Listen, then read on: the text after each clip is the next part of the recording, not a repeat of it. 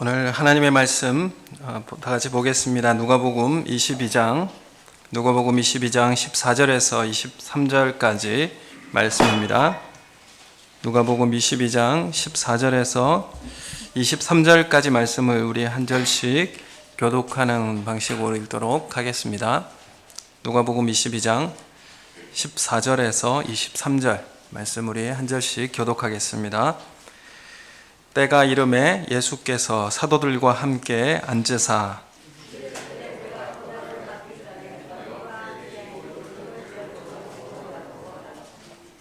내가 너희에게 이르노니 이 유월절이 하나님의 나라에서 이루기까지 다시 먹지 아니하리라 하시고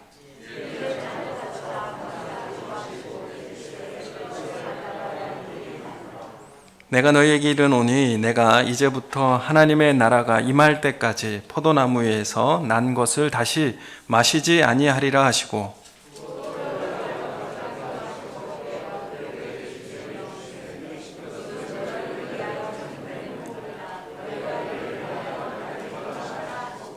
저녁 먹은 후에 잔도 그와 같이 하여 이르시되 이 잔은 내 피로 세우는 새 언약이니 곧 너희를 위하여 붓는 것이라.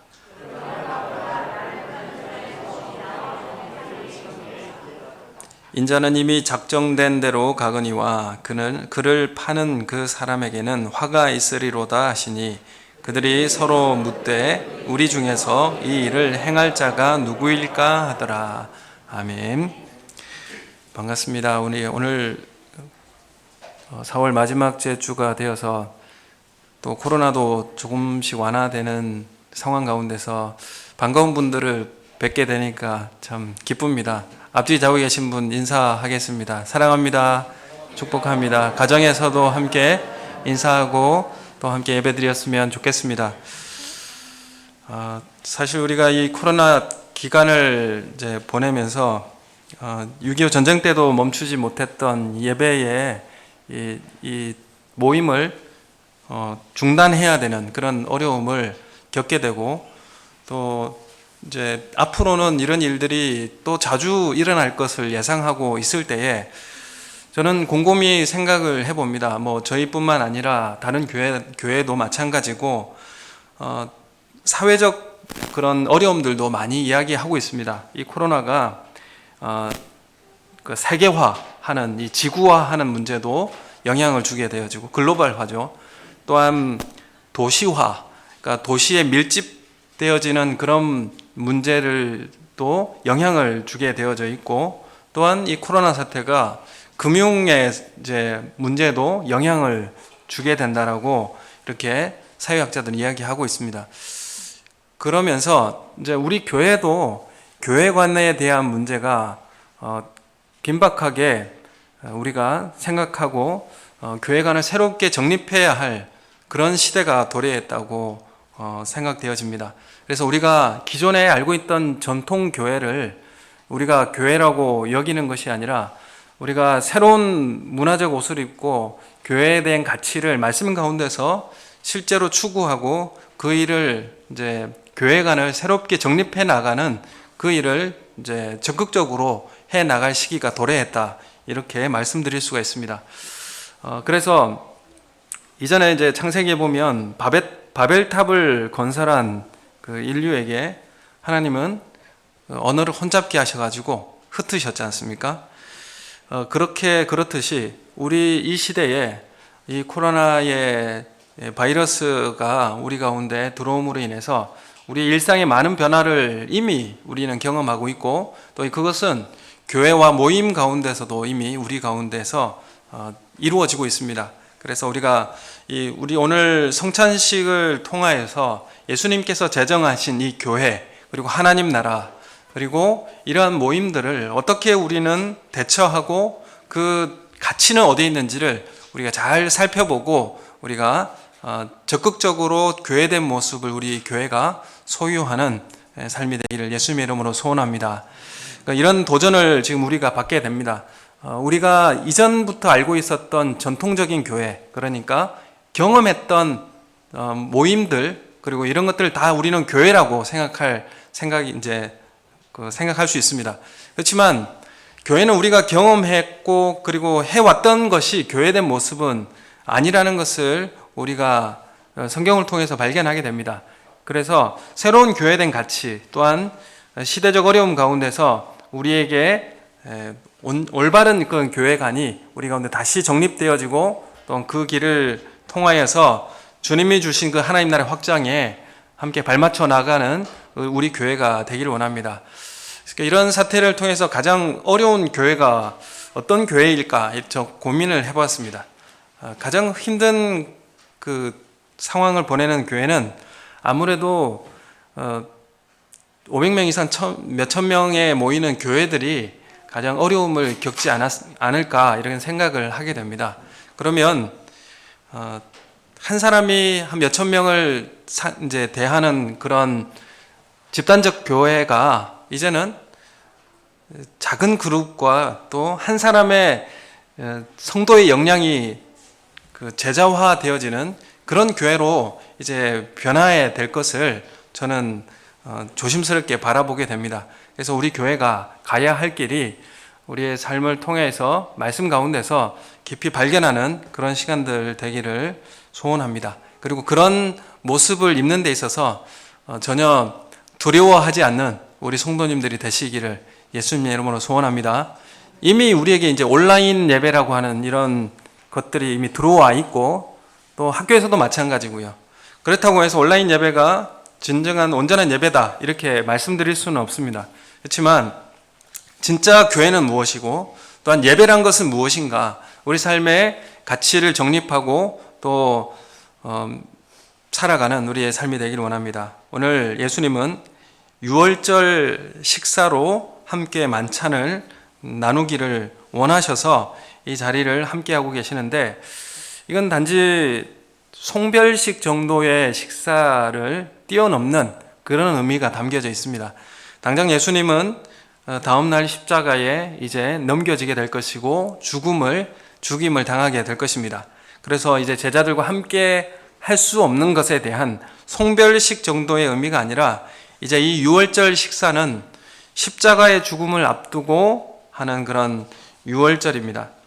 그래서 이 누가복음을 기록한 이 누가는 이 유월절 식사를 통해서 우리는 교회와 또는 십자가 그리고 하나님 나라를 우리에게 설명해 주고 있습니다. 교회는 어떤 곳이고 또 십자가를 따라 살아가는 삶이 어떤 삶이고 또한 하나님 나라는 어떻게 우리 가운데 드리워지고 있는가 이런 것들을 우리에게 자세히 설명해 주고 있는 것입니다. 그래서 이 성만찬 그러니까 마지막 만찬은 이 모든 것을 담고 우리에게 말씀해 주고 있기 때문에 너무나 중요한 내용을 우리에게 시사하고 있습니다. 14절에 보면 때가 이름에 이렇게 시작을 합니다. 이 때는 어떤 때냐 하면 하나님의 뜻에 순종한 그 때입니다. 그것은 바로 십자가이죠. 그래서 예수님이 이 때를 위해 준비하시고 나아가심을 기록하고 증명합니다. 그래서 유월절 식사를 위해서가 아니라 이 때는 십자가를 준비하신 때입니다. 그래서 나를 위한 하나님의 뜻이 무엇인가? 그게 바로 십자가인데 예수님은 이 십자가를 끝까지 순종하고 아버지의 뜻이 바로 십자가였는데 그 뜻을 끝까지 순종함으로 여기까지 왔습니다. 그리고 이 때가 이름에 유월절 식사를 하시고 십자가에 대해서 소개를 하고 계시는 겁니다.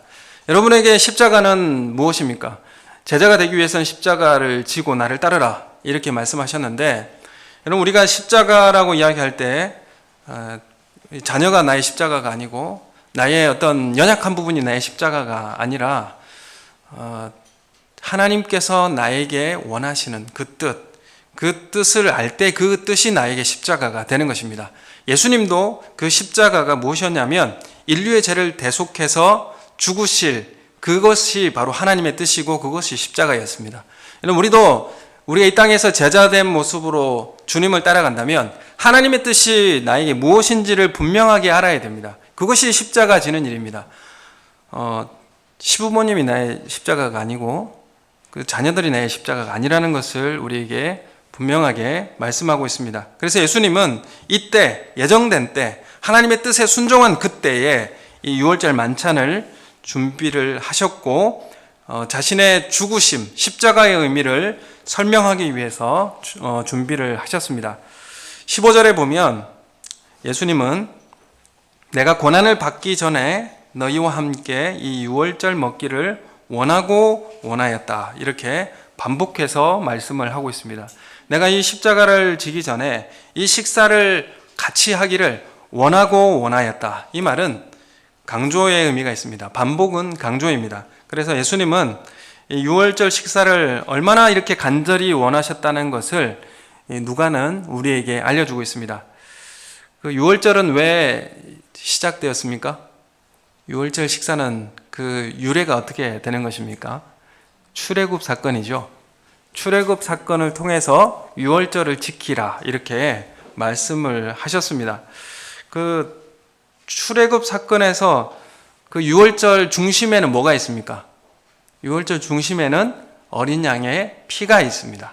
그래서 그 유월절에는 어린 양의 피, 그 피가 강조되는 것인데 그 출애굽 11장에 보면 이스라엘이 애굽에서 나오게 될 때에 다 죽게 되어집니다. 마지막 재앙이 다 죽는 재앙이죠. 그러니까 장자가 죽는 것은 다 죽는 것입니다. 그래서 모든 사람이 죽고 짐승도 죽고 애굽의 바로의 장자도 죽고 종의 장자도 죽고 가축에 처음 난 것도 죽는, 모두가 죽는 그런 재앙 가운데 여기서 벗어날 수 있는 길은 무엇입니까? 이 죽음을 피할 수 있는 길은 무엇이냐 하면 어린 양의 피를 문설주에 바르는 짓만 죽음을 피할 수가 있었습니다. 그래서 이 피를 내서 발라야 살 수 있다는 것이 바로 유월절의 의미가 담겨 있는 것이죠. 그래서 출애굽기 12장 22절에 보면 우슬조 묶음을 가져다가 그릇에 담은 피에 적셔서 그 피를 문 임방과 좌우 설주에 뿌리고 아침까지 한 사람도 자기 집 문 밖에 나가지 말라 이렇게 말씀합니다. 그래서 어린 양을 잡아서 피를 다 그릇에 쏟아 담은 다음에 우슬초를 이렇게 묶어가지고 그것을 적셔서 문에 임방에 바르고 문설주에 바르게 되는 것입니다. 그렇게 되면 죽음의 신이 넘어가게 되는 것이죠. 그래서 유월절이라 이렇게 말하는 것입니다. 그래서 모두가 죽는 그때, 모든 사람이 다 죽을 그때에 어린 양의 피만이 살린다는 것입니다. 그래서 죽음에는 신분이 없고 그 높고 낮음에 상관이 없고 부자와 가난함이 이 죽음에 있어서는 모두 다 공평합니다. 다 죽게 될 수밖에 없는데 사는 것도 마찬가지입니다. 사는 것도 어린 양의 피만이 사는 길이라는 것을 우리에게 강조하고 있습니다. 그래서 이 유월절을 중심으로 예수님의 이 십자가의 어린 양이 되어서 피를 흘리심으로 죽으심으로 우리가 살게 된다는 것을 주님은 우리에게 이 유월절 식사를 통해서 설명해 주고 있습니다. 그 십자가를 설명해 주고 있는 것입니다. 그래서 어린 양의 피라고 하는 것은 피에 생명이 있다 이렇게 말씀하지 않습니까? 그래서 피라고 하는 것은 생명으로 대신했다 그런 의미가 담겨 있습니다. 그래서 누가는요 이 유월절을 강조하고 유월절의 식사 이후에 십자가를 통해서 새 시대가 열릴 것을 우리에게 보여주고 있는 것입니다. 그래서 유월절의 중심은 십자가입니다. 그러니까 십자가를 소개하기 위해서 유월절 만찬을 지금 예수님께서 제자들과 함께 하기를 원하고 원하였다 이렇게 말씀하시는 겁니다. 십자가를 통해서 하나님의 나라와 또한 그 하나님 나라의 기초가 되는 뭘 세우냐면 교회를 세우시는 것입니다. 여러분 이 하나님 나라는 유대를 넘어서 이방인들 모든 사람들이 참여하게 될 그런 새 언약을 말하는 것인데 이 예수님의 십자가의 보혈의 피에 살리는 생명을 주는 이 은혜는 유대를 떠나서 이방인들에게까지 온 만민에게까지 전해지는 역사로 우리에게 소개하고 있는 것입니다. 14절의 말씀에 보면 자세히 보시면 알겠지만 때가 이름에 예수께서 누구들과 함께 앉았다고 말씀을 하고 있습니까? 사도들과 함께 앉았다 이렇게 말하고 있죠. 사실 그 당시에 제자들을 사도라고 부르진 않죠. 사실 마태복음, 마가복음 다른 복음서에는 제자들과 함께 앉았다 이렇게 기록합니다. 근데 굳이 누가는 지금 만찬에 누구와 함께 앉았냐고 이렇게 기록할 때에 사도라고 그렇게 기록을 하고 있습니다. 여기에 그 중요한 의미가 담겨 있습니다. 누가는 유대인이 아니죠. 이방인입니다. 그래서 누가는 그 교회가 세워지는 그 시기에 이방에서 복음을 들었던 사람입니다. 그리고 예수 그리스도 영접한 사람이에요. 그리고 하나님의 백성이 된 사람입니다. 그래서 그는 이렇게 예수 그리스도의 십자가를 믿음으로, 십자가의 보혈을 믿음으로 하나님의 백성이 되는, 하나님의 자녀가 되는 이러한 새 시대가 열렸다는 것을 오늘 6월절 만찬을 통해서 소개하고 싶은 것입니다. 그래서 누구를 통해서입니까? 사도들을 통해서 이 새 시대가 열렸다는 것을 우리에게 소개하고 전한다는 것이죠. 여러분, 사도라는 것이 어떤 의미가 있습니까? 사도라고 하는 것은 보냄받았다라는 의미가 있습니다. 사도는 보냄받은 자다, 그런 의미가 담겨 있는데, 여러분, 우리가 이 예수님의 십자가의 죽으심을 전하는 것으로 우리는 하나님 나라의 백성이 되게 되는 것입니다. 우리 그래서 교회라고 하는 것은 이 사도성을 가지고 있어요. 사도성. 그래서 우리 교회가 제자도를 따라가고 또한 사도성을 함께 가지고 있어야 합니다.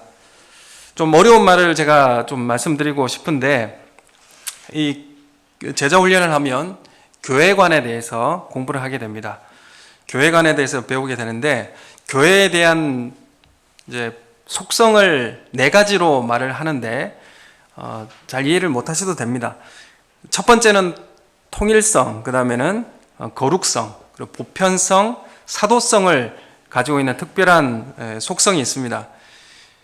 그래서 교회는 예수 그리스도를 머리로 한 몸을 이루고 서로 하나 된 통일성을 이야기하고 있고, 보편성이라고 하는 것은 어디에나 하나님 나라가 존재하는, 하나님의 교회가 존재하는 보편성, 어느 민족 어느 나라에나 똑같은 교회가 존재한다는 하는 보편성, 그리고 거룩성이라고 하는 것은 구별하여 뽑아냈다는 그런 의미가, 특별하다는 의미가 담겨 있고, 이제 중요한 이 교회의 사도성이라고 하는 것인데, 여러분, 교회에 대한 사도성에 대해서 우리가 잘 새겨서 오늘 우리 교회 가운데도 받들어서 실천하는 삶이 되기를 원합니다. 그것은, 사도성이라고 하는 것은 어떤 교회가 개성되는 것이 장소나 어떤 사람을 통해서 개성되는 것이 아니라 신앙의 고백으로 인한 증인의 삶을 통해서 교회가 세워지고 개성된다는 것을 말합니다. 여러분, 우리가 교회가 세워지는 것이 어떤 교황,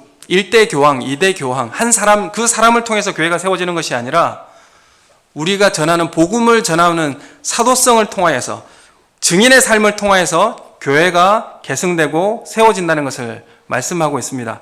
그래서 보냄받은 증인들로 인해서 교회가 세워진다는 것입니다.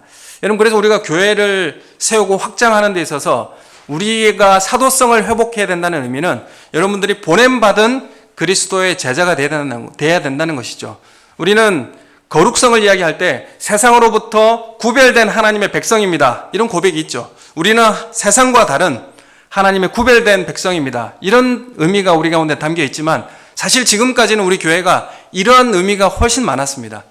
그래서 세상과 우리는 다르다, 분리되었다, 이런 의미가 참 많았지만, 그렇지만 이 시대에 우리가 추구해야 될 실제적인 교회의 특성은 뭐냐면 사도성을 우리 가운데 회복해야 된다는 것이죠. 사도성은 무엇입니까?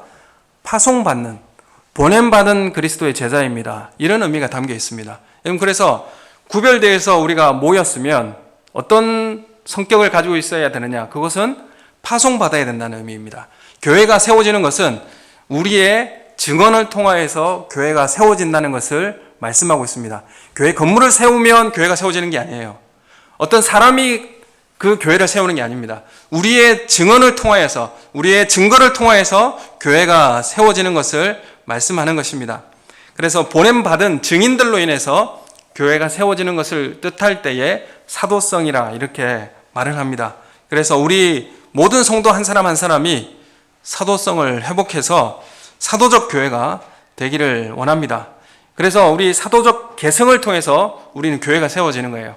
복음을 전하고 내가 예수 그리스도의 십자가의 증인이 되어서 교회가 세워지는 것입니다.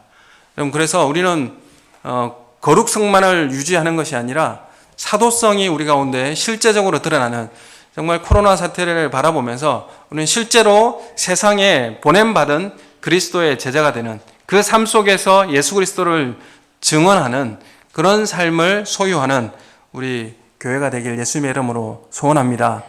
여러분 삶을 통하여서 우리가 예수 그리스도의 십자가의 죽으심과 부활을 증언하는 그런 증인의 삶을 사시길 원합니다. 세상에 이제 파송받고 여러분의 삶의 가정과 직장에서 예수 그리스도의 증인으로, 십자가의 증인으로 살아가는 귀한 은혜가 있기를 원합니다. 누가는 지금 이 성만찬을 통하여서 사도들과 함께 앉았다, 이 말을 특별히 사용함으로 해서 우리의 증언과 우리의 증인의 삶을 통하여서 이 하나님 나라의 백성이 유대인들 뿐만 아니라 이방인에게까지 확대될 것을 누가는 지금 기록하는 것입니다. 우리가 누가복음 2장 10절에 보면 이런 말씀이 있어요. 천사가 이르되 무서워하지 말라. 보라, 내가 온 백성에게 미칠 큰 기쁨의 좋은 소식을 너희에게 전하노라. 큰 기쁨의 좋은 소식이 뭐냐 하면 온 백성에게 미칠 소식이에요. 온 백성이라고 할 때 이 온 백성은 누구냐 하면 이스라엘뿐만 아니라 모든 사람, 모든 백성에게, 민족에게 영향을 미치는 기쁨의 좋은 소식이라는 것입니다. 예수 그리스도께서 오셔서 우리의 십자가의 죽으심으로 인하여 모든 민족, 모든 백성이 이 좋은 기쁜 소식과 복음 안에 들어올 수 있다는 것이고 하나님 나라의 자녀가 된다는 의미입니다. 그래서 누가는 이방인이면서 예수님의 탄생을 이렇게 선언하고 있는 것입니다. 여러분, 우리가 이 시대에 진정한 사도성을 회복하고 우리가 단지 그냥 거룩합니다 라고 그래서 구별된 모습으로 우리는 다릅니다 이렇게 모이는 교회에서 우리는 사도적 교회가 우리 가운데 회복되어져야 됩니다. 우리 삶 속에서 파송받은 그리스도의 제자. 그래서 이 두 가지를 교회는 이야기하고 있어요. 교회는 세상으로부터 부름받은 하나님의 백성입니다. 또한 세상으로 보냄받은 그리스도의 제자입니다. 이 두 가지가 함께 공존하는 것이 교회입니다. 그래서 우리는 부름받은, 구별되어 부름받은 하나님의 백성, 이건 거룩성을 이야기하는 것이고, 또한 세상으로 파송받은 그리스도의 제자입니다. 이것은 사도성을 이야기하는 거예요. 그래서 여러분이 거하고 있는 가정, 그리고 직장, 삶의 터전이 바로 파송받은, 보냄받은 그리스도의 제자의 삶을 살아야 할 곳입니다. 이러한 사도성이 드러날 때 교회가 확장되는 것입니다. 여러분, 코로나 사태에서 이제는 한 사람이 이제 목사님 한 사람이 200명을 놓고 이렇게 복음을 전하고 또 행사를 통해서 초청하고 이런 시대가 이제는 지나갔다고 생각합니다. 이제는 여러분 한 사람 한 사람이 제자화되어지고 또한 여러분 한 사람이 사도성을 회복해서 증인의 삶을 살 때에 교회가 확장되어지고 모든 사람에게 복음을 전할 수 있는 그런 생명력 있는 교회가 될 줄로 믿습니다. 여러분, 우리 교회가 이 사도성을 다시 회복하고 주님의 십자가를 통하여서 증인된 삶을 살아내는 귀한 은혜가 우리 가운데 있기를 예수님의 이름으로 소원합니다. 여러분, 또한 이 성만찬, 주님의 만찬, 6월절의 만찬을 통해서 한 가지 더 생각해 볼 것은 뭐냐 하면 새로운 시작이라는 것을, 새 출발이라는 것을 말씀하고 있어요. 십자가를 통해서 우리는 새 출발한 것입니다. 사실 이 출애굽기 11장 12장에 보면 12장 2절에 보면 이렇게 말씀하고 있어요. 이 달을 너희에게 달의 시작 곧 해의 첫 달이 되게 해라. 사실 이 니산월이라고 하는 이 이제 6월절 절기가 되는 그때는 태양력으로는 3, 4월 달 정도 됩니다.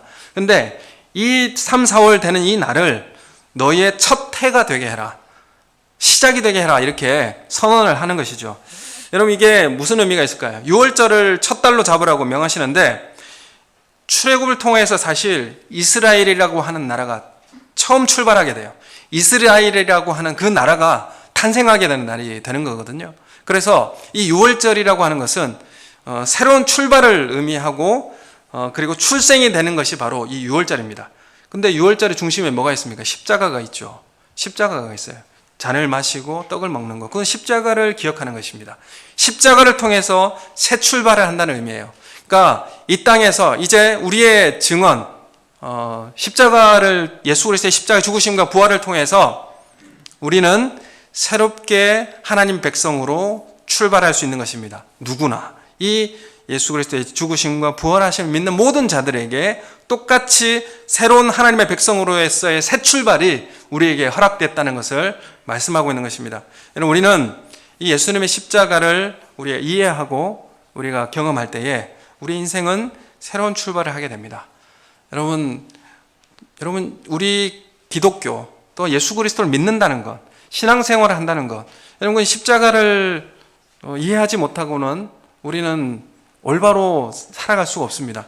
우리는 십자가를 제대로 이해하지 못하고서는 우리는 주님이 원하시는 그런 신앙생활을 할 수가 없어요.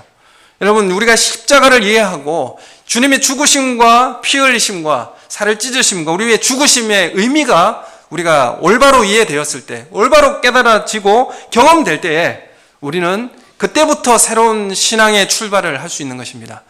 여러분, 그래서 오늘 이 6월절을 통하여서 6월절은 너희의 첫 해가 되게 해라, 이렇게 말씀하고 있습니다. 여러분, 십자가를 경험하시기 바랍니다. 여러분, 개인적인 십자가, 예수님이 나를 위해 죽으시고 또 나를 위해서 피 흘리신 그 십자가를 여러분 경험하시기 원합니다. 거기서부터 내 신앙은 시작되는 것입니다. 새롭게 출발하는 시간이 되는 것입니다. 그래서 십자가 아래서 나를 발견하고 십자가를 통해서 우리는 주님을 만나게 되는 것입니다. 여러분, 어떤 것을 통해서 우리는 주님을 만날 수 있습니까? 여러분, 내가 왜 존재하는가, 내가 왜 사는가의 의미, 그 의미가 바로 십자가 아래서 우리는 되찾게 되는 것입니다. 우리는 예수 그리스도를 만나면 그래서 우리 삶의 의미를 깨닫게 되고 내가 왜 존재하고 내가 왜 살아가야 하는 의미가 무엇인지를 우리를 깨닫게 되는 것입니다. 사회학자도 이야기하더라고요. 좀 우리가 돈을 많이 벌고 좋은 직장, 좋은 집에서 산다고 해서 우리 삶에 어떤 가치가 나오고 삶의 동력이 거기에서 나오지 않는다고 말합니다. 그 사회학자들도 뭐라고 이야기하냐면 내가 왜 존재하는가, 내가 왜 사는가의 가치를 깨달았을 때에 노동에 대한 그런 동기부여가 거기서부터 시작된다고 말을 하거든요.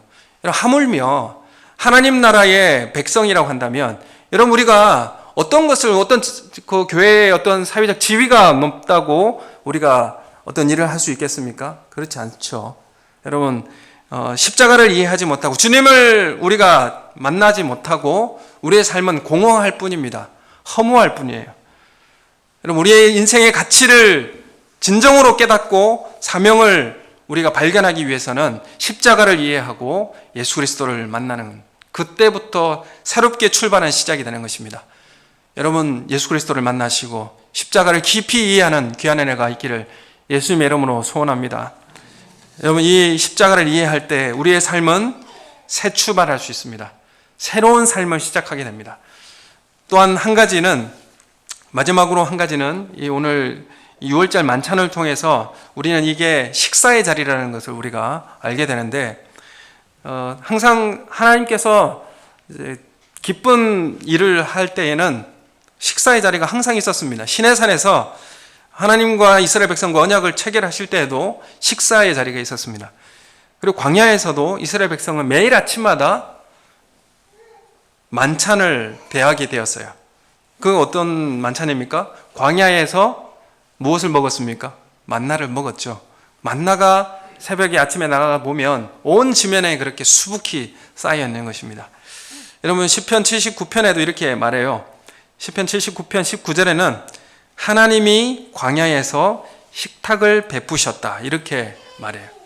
여러분, 우리가 이 예배라고 하는 것, 그리고 주님과의 만나는 것, 그리고 주님과의 교제라고 하는 것은 잔치이고 또한 구원의 기쁨에 대한 식사의 자리라고 이렇게 말씀드릴 수 있습니다. 우리가 함께 식사를 지금 중단하고 있는데 참 안타깝습니다. 우리 교회가 이 식사의 교제와 잔치를 다시 회복하는 그런 날이 빨리 돌아오기를 원합니다. 그래서 5월 달에는 단계적으로 좀 해제되는 그런 기간을 통하여서 우리가 이제 기존의 모습대로 이렇게 회복되기를 이렇게 바라고 있습니다. 여러분, 그래서 식사라고 하는 것은 교회 공동체와 함께 먹는 것이고, 또 식사를 할 때 식사를 한다는 의미가 어떤 의미가 있습니까? 똑같다라는 의미가 있죠. 서로 똑같이 배고픔을 느끼고 똑같이 이런 욕구가 있고, 그래서 어떤 지위가 높 낮음에 상관없이 함께 식사 자리에 함으로 인하여서 동등됨을 이야기하는 거예요. 여러분, 그래서 우리는 십자가 앞에서 동등하고 하나 되는 것을 경험하게 되는 것입니다. 여러분, 그래서 우리가 함께 식사한다는 것, 우리가 함께 공동체 식사를 한다는 것은 서로 하나됨을 의미하는 거예요. 서로 사회에서 높고 낮음의 의미를 떠나서 우리 하나 되는 것을 의미하고 있고, 동등하다는 것을 의미하고 있는 것입니다. 그래서 식사 자리가 그토록 중요한 것이죠. 예수님도 제자들과 함께 식사했고, 또한 죄인들과 함께 식사했습니다. 그들과 함께 식사한 것이죠. 여러분, 그래서 나 혼자 은혜를 받는 것이 아니라 이것을 함께 나누는 자리가 어떤 자리냐면 식사의 자리입니다. 그래서 교회에서는 내가 은혜 받은 것에 대해서, 얘가 예수님 만나는 거에서 나만 알고 가는 게 아니라 내가 받은 것에 대해서 나누고 함께 먹는 거예요. 그게 이제 식사의 자리를 이야기하고 있는데, 그 식사의 자리는 바로 또한 교제라는 것을 우리에게 말씀하고 있어요. 그래서 사도행전에 보면 식사와 교제, 그것을 서로 교제하고 떡을 떼며 이렇게 설명하고 있습니다. 우리가 그래서 식사를 하고 떡을 떼는 것, 그것은 교제와 함께 가는 자리라는 것을 우리는 기억하게 되는 것이죠. 그래서 십자가 안에서 우리는 동등하고 하나 되었다라는 것을 의미하게 되고, 또한 십자가 아래서 우리는 그 은혜를 함께 나누는 존재, 그런 존재가 됐다는 것을 말합니다. 그래서 여러분, 우리 소그룹 모임이나 식사의 자리에서 함께 간식을 먹으면서 차를 마시면서 우리가 받았던 은혜에 대해서 나누잖아요. 그런 교제가 우리에게 반드시 필요합니다. 지금 교제 자리가 단절되고 있는데 얼마나 이 교제를 갈망하십니까? 여러분, 이런 갈증이 우리 가운데 있고, 또한 이런 갈증이 속히 해소되기를 예수님의 이름으로 소원합니다. 여러분, 우리에게 주일 예배가 이렇게 빡빡하고 또 이런 교제들이 사라지고 식사 당번이나 설거지가 좀 줄어들어서 편하십니까? 예, 편하시죠? 편하신데 실제로는 편하지 않더라고요. 왜 저는 편하지 않을까요? 왜 저만 편하지 않은 건 저만은 아닐 거라고 생각합니다. 저녁 늦게까지 함께 교제하고 나누었던 그 시간이 참 그리워요. 얼마나 됐는데 벌써 그립습니까? 정말 우리에게는 이런 교제가 필요하고요. 또 은혜를 함께 나누는 이런 식사의 자리가 필요합니다. 그래서 주님께서 마련한 이 성만찬, 이 주님의 살을 먹고 피를 마시는 이 자리가 우리 가운데 필요하다는 것을 주님 분명히 우리에게 말씀하고 있습니다. 그래서 인터넷 보고 혼자 예배 드린다는 것이 그렇게 온전한 예배라고 이렇게 말씀드릴 수 없는 것입니다. 여러분, 그래서 우리 함께 만나서 예배 드리고 함께 교제의 떡을 나누고 그런 공동체적 하나됨을 누리는 그런 교회가 진정한 교회가 되어지고 거기에 우리의 생명력이 있다는 것을 주님 우리에게 말씀하고 있는 것입니다. 여러분, 우리가 이제 이런 상황을 바라보면서 우리는 다른 형태의 모임으로 우리가 변해야 될 필요가 있습니다. 다른 형태의 모임이 우리 가운데 추구되어야 될 필요가 있어요. 여러분, 이제는 우리 교회에서 이제 빽빽하게 이렇게 나누어져 가지고 소그룹으로 모이는 것이 아니라 우리는 가정에서도 모일 수 있고 또한 요일과 상관없이 모일 수 있습니다. 여러분, 이제는 이런 모습으로 확장케 되어져야 돼요.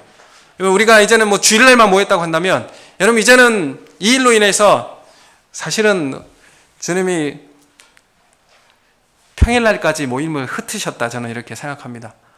그래서 여러분, 진짜 모임, 진짜 교제를 여러분 삶 속에 가져오시고 그런 모임을 확장시키는 은혜가 우리 가운데 있기를 예수님의 이름으로 소원합니다. 교회에서만 은혜를 나누시겠습니까? 아니죠. 삶 속에서도 모여서 예수 그리스도의 사랑과 은혜를 나누고 떡을 떼고 교제하는 그런 모임이 우리 교회, 우리 삶 속에서도 함께 이루어져야 될 줄로 믿습니다. 그래서 이 고린도전서 12장 13절 말씀에 보면 우리 함께 읽어볼까요? 시작.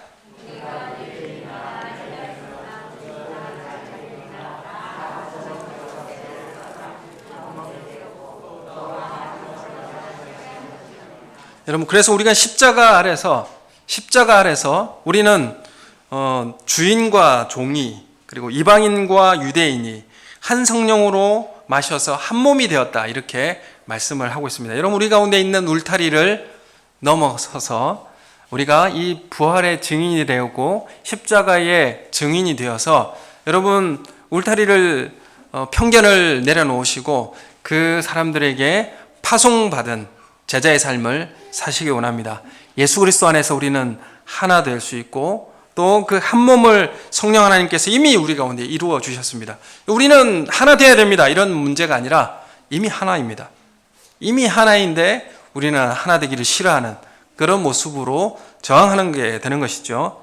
여러분 그래서 여러분 우리는 우리가 오늘 이 말씀을 대하면서 성만찬을 하면 성찬식을 하면 참 좋겠지만 이 말씀을 통해서 이미 성찬식에 대한 의미를 깨달았으면 좋겠습니다. 그래서 우리는 이 먹고 마시는 것을 통해서 몸으로 경험하고 손으로 만지고 또 입으로 먹고 맛보고 확인하여 참여하는 것이 바로 성찬입니다. 그래서 우리가 한 몸이구나, 우리가 예수 그리스도의 피를 나눈 형제구나, 가족이구나, 공동체구나 이런 것들을 실제로 시청각 교육을 통해서 확인하고 경험하는 시간이 바로 성찬식이라는 것입니다.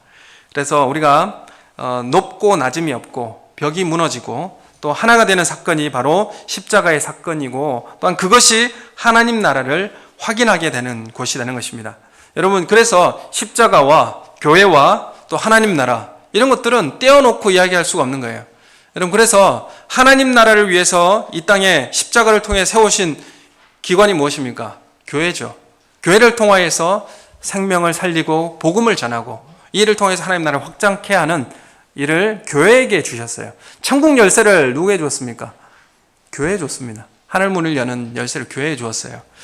여러분 그래서 다 같이 먹고 다 같이 누리는 이런 교회가 되어지는 그 하나님 나라의 모습을 우리가 실제적으로 보여주는 교회적 모습을 가져가기를 예수님의 이름으로 소원합니다. 여러분 오늘 이 성찬, 이 유월절 만찬을 통해서 전후로 보면 배반한 제자도 나오고 또한 이름 없이 헌신하는 그런 그룹들도 나오게 됩니다. 22장에 들어오면서 그 배반하는 가룟 유다와 또한 유월절 식사 자리를 위해서 기꺼이 자신의 집을 헌신하는 이름 알려지지 않는 그런 사람도 나오게 되는데 21절 말씀에 보면 우리가 함께 22장 21절 말씀 우리 함께 보겠습니다. 시작. 그러나 보라 나를 파는 자의 손이 나와 함께 상위에 있도다. 이렇게 말씀합니다. 사실 이러한 한몸 되어진 이 십자가의 은혜와 사랑과 교회와 하나님 나라와 이런 것들을 소개하는 자리에서 한편으로는 나를 파는 자의 손이 나와 함께 있다. 이렇게 말씀을 하고 있는데 사실은 우리가 이런 교회된 가치와 삶에 대해서 이제 끝까지 함께 할 수 없는 우리 마음들이 있을 수 있습니다. 누가 진정한 제자의 모습인가? 사실 가룟 유다는 지적인 그런 수준이 있는 사람이고 또한 열정도 있는 사람이고 또 많은 사람들에게 촉망받는 그런 사람입니다. 그리고 예수님의 제일 측근에 있었던 그리고 동괴를 맡았던 사람이에요. 그만큼 신임을 받았던 사람이 바로 제자인데 그 사람과 또한 이름이 알려지지 않는 많은 사람들이 누가복음에 나옵니다. 그 여인들 그리고 예수님의 그 사역의 모든 일들에게 돈을 지원하고 장소를 제공하고 또한 숙박을 제공했던 그런 많은 이름 없는 여인들과 또한 이름 없는 제자들이 많이 있습니다. 그렇지만 이 대표적으로 오늘 가룟 유다를 바라보면서 여러분 이 가룟 유다라고 하는 이 사람은 끝까지 자신의 고집을 꺾지 않았어요. 끝까지 자신의 고집을 꺾지 않고 자신의 길을 갔던 사람이 바로 가룟 유다라는 사실을 말하고 있습니다. 이제 주님은 사실 이런 그 나를 파는 자의 손이 나와 함께 상위에 있다 이렇게 말씀하시면서 예수님은 직간접적으로 여러 번 경고를 합니다. 사실 주님은 강제적으로 굴복시키거나 우리를 마취시킨 상태에서 끌고 가실 수 있어요. 그러나 주님은 우리의 약함과 어리석음을 깨닫게 하기 위해서 어떻게 우리에게 말씀하시냐면 우리의 이성과 양심에 항상 질문을 하십니다. 질문을 하시고 설득을 하시고 우리를 이끌어 가세요. 그런데 가룟 유다는 이 주님의 뜻을 끝까지 무시하고 끝까지 자기의 고집을 굽히지 않았습니다. 사실 가룟 유다가 제대로 된 제자라고 한다면 내 생각이 잘못됐다는 것을 시인하고 주님의 뜻을 수용하고 회개하고 따라가야 했을 것입니다. 그런데 끝까지 그 고집을 굽히지 않은 것이죠. 여러분, 우리가 이 하나님 나라 그리고 그 하나님의 뜻인 이 십자가 이런 것을 바라볼 때에 거기에는 종의 섬김 그리고 헌신 이런 것들이 담겨져 있습니다. 자신을 내어주심, 죽기까지 내어주심 이런 것들이 담겨져 있어요. 여러분, 우리의 모습은 어떤 면으로는 하나님의 주님이 우리 가운데 원하신 뜻과 상관없이 우리의 고집과 내 뜻을 관철시키는 그런 것만을 우리가 추구하지 않는가, 우리 삶을 돌아보길 원합니다. 사실 우리는 헌신보다는 나의 행복과 나의 복지를 위해서 더 많이 신경을 쓰지 않는가, 우리는 우리의 삶을 돌이켜 보아야 합니다. 영원한 하나님 나라보다는 우리는 이 세상 나라에 더 많은 매력을 느끼고 있지 않는가, 우리의 삶을 돌아보아야 합니다. 우리는 입으로는 하나님의 뜻대로라고 이런 말을 많이 하지만 실제로는 우리의 마음은 내 뜻대로 내 삶을 더 많이 살고 있지 않는가, 우리 삶을 돌아봐야 합니다. 여러분, 분명히 6월절 만찬을 통하여서 교회를 제정하시고 또한 하나님 나라가 어떻게 증언될 것이 전파될 것인지, 어떻게 이것이 큰 기쁨의 좋은 소식이 되는 것인지 우리에게 말씀을 하고 있습니다.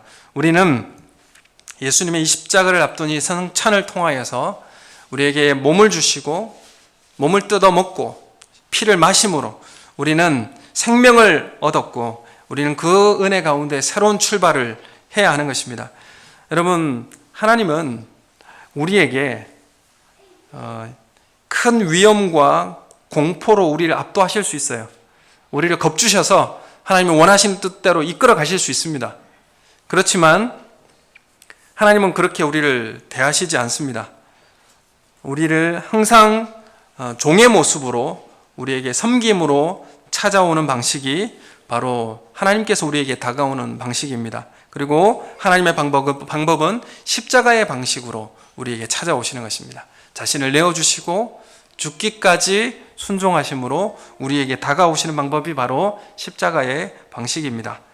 기다려주고 말씀하시고 치유하시고 인격을 존중해 주시고 우리가 회개하고 믿음을 가질 수 있도록 인도하는 방식이 바로 주님 우리에게 말씀하시는 방식입니다. 여러분, 주님 우리를 압도하고 위협과 공포로 우리를 인도하실 수 있는 충분한 능력이 있으시지만 주님 그렇게 우리를 대하시지 않습니다. 우리가 정말 주님께서 이 가룟 유다를 직간접적으로 여러 번 경고하고 말씀하셨던 것처럼 우리가 끝까지 주님의 뜻을 무시하고 내 고집을 끝까지 굽히지 않는다고 한다면 그러면 끝은 결국 정해질 수밖에 없다는 것을 오늘 이 말씀을 통해서 우리는 깨닫게 되는 것입니다. 교회와 또한 하나님 나라, 이 가치가 무엇을 통해서 우리에게 드리워지게 되는가? 우리가 정말 하나님 나라를 소유하고 또한 교회적 가치를 우리 교회 가운데 실제적으로 경험하는 우리 삶이 되길 원합니다. 여러분, 18절 말씀에 보면 내가 너희에게 이르노니 내가 이제부터 하나님의 나라가 임할 때까지 포도나무에서 난 것을 다시 마시지 아니하리라, 이렇게 말씀하십니다. 예수님은 앞으로 이제는 이 포도나무에서 난 것을 다시는 마시지 아니할 것이다 라고 말씀하시지만 미래의 것을 기대하면서 지금 말씀하시는 거예요. 미래에 언제 포도나무에서 난 것을 먹게 될 날이 올 것을 말씀하시는 거죠. 그 하나님 나라가 완전히 우리 가운데 이루어지는 그날에는 포도나무에서 난 것을 먹으실 것을 기대하면서 말씀하시는 거예요. 여러분, 우리도 이런 기대가 있어야 되지 않겠습니까? 하나님 나라에 대한 기대. 그 포도나무에서 난 이 포도주를 이야기하는 것은 풍요로움이요 또한 교제를 말씀합니다. 잔치에는 항상 이 포도주가 떨어지지 않았습니다. 그래서 이 가나안 땅의 풍요를 상징할 때도 정탐꾼들이 뭘 메고 왔습니까? 포도 송이를 큰 가지에 두 사람이서 메고 나왔습니다. 그래서 포도를 이야기하는 것은 풍요로움을 이야기하고 참 교제를 이야기합니다. 그래서 하나님 나라를 통하여서 알려주는 방식이 이 성찬의 방식이요, 또한 하나님 나라를 알려주시는 것이 풍요로움이고, 이 풍요로움 가운데는 하나님과의 참된 교제, 참 만남, 그리고 그 의미를 깊이 깨닫는 것, 그리고 그 만남을 기대하면서 주님은 이제는 그날까지는 내가 포도나무의 소산을 내가 먹지 않겠다라고 그렇게 결심합니다. 그렇지만 내가 그날이 오면 먹으리라, 도래할 하나님 나라에서 누리게 될 기쁨을 기대하는 것입니다. 여러분, 정말 하나님 나라를 소망하고 기대하십니까? 여러분, 정말 이 땅에서 주님이 주신 사명을 다하고 주님의 거룩성과 또 파송된 하나님 나라의 제자의 삶을 다하고 십자가 지고 주님을 끝까지 따라서 하나님 나라의 귀한 그 풍성함의 교제 가운데 참여되는 그날을 소망하며 살아가시는 우리 성도님 되시길 예수님의 이름으로 축원합니다. 우리 함께 기도하겠습니다. 하나님 아버지, 우리에게 성만찬의 기쁨을 주시었음에 하나님, 우리가 이것을 나누고 서로 교제하고 은혜를 나눌 수 있는 하나된 공동체가, 십자가 공동체가 되게 하여 주시고, 그 십자가 공동체를 잃지 않게 해주시며 사도성을 회복하는 교회가 되게 해달라고 우리 나같이 함께 기도하겠습니다. 하나님 아버지, 은혜를 감사합니다. 정말 우리를 부르셔서 십자가 안에서 하나 되게 하여 주시옵고, 또한 그 은혜를 함께 나누고 교제하는 교제 공동체, 가족 공동체로 세워주시니 은혜를 감사합니다. 이것이 우리에게만 존재하는 것이 아니라 우리 울타리를 넘어서 온 백성과 민족에게 이 복음의 기쁜 소식이 전해질 수 있도록 우리로 파송한 제자로서 우리가 나아가길 원하시는 주님, 우리가 복음을 전하고 하나님 나라가 확장케 되어지는 귀한 은혜가 있게 해 주시옵소서. 정말 주님의 나라를 섬김과 헌신과 또한 보이지 않는 그 이름으로 드러나지 않는 그 삶의 헌신을 통하여서 하나님 나라가 확장되었던 것을 우리를 통하여서 확인케 하여 주시니 은혜를 감사를 드립니다. 우리도 주님 앞에 이름도 없이 빛도 없이 정말 하나님 앞에 헌신과 또한 드려짐을 통하여서 하나님 나라가 확장케 되어지는 것을 우리를 통해 확인케 하여 주시고 경험하는 삶을 살게 해주시오며 복음의 증인이 될 수 있도록 주님 인도하여 주시옵소서. 어려운 공고한 시대에 정말 복음의 증인이 되어져서 하나님 나라의 확장을 위하여 살아가는 우리 삶이 되게 하여 주시옵소서. 감사함을 드리오며 예수님 이름으로 기도드립니다. 아멘.